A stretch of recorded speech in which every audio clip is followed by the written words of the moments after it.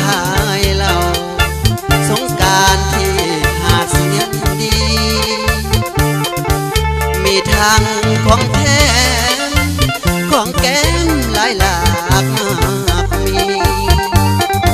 ซื้อเหล้าติดนี่สิได้บ่สามไว้น้องนางบอกอายว่าติดบ่ได้ดอกนะเหล่าน้องหลับเข้ามาอายยาสู่มาลวดลายบ่แม่นของลิ้นกินแล้วก็ต้องจ่ายอายบอกลิ้นมาให้อายตามสบายเลยนะลิ้นเลื่อยลิ้นมาให้อายทีลิ้นเหล้าติดนี่ลิ้นทีกะบ่เป็นหยังกินบ่ได้จ่ายอายสิกินจากร้อยลังมืออื่นแอวบางไปถามเอาเงินอยู่เฮือนแม่แก้มเปิ้นเวินผู้สาวบ้านเวินขายเหล้าคอยมักตอนเจ้าขายเหล้าแล้วบ่เอา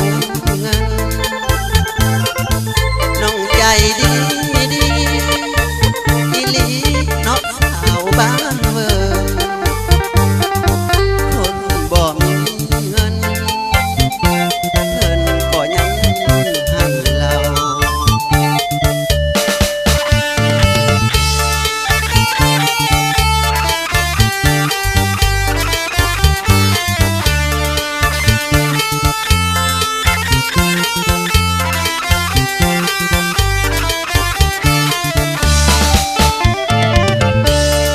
ลิ้นเลื่อย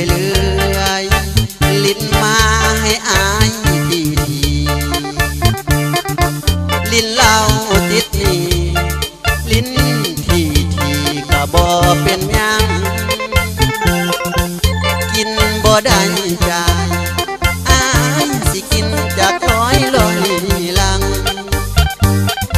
มืออื่นแอวบางไปถามเอาเงินอยู่เฮือนแม่แก้มเปิ้นเวินผู้สาวบ้านเวินขายเหล้าคอยมักตอนเจ้าขายเหล้าแล้วบ่เอาเงินน้องใจดี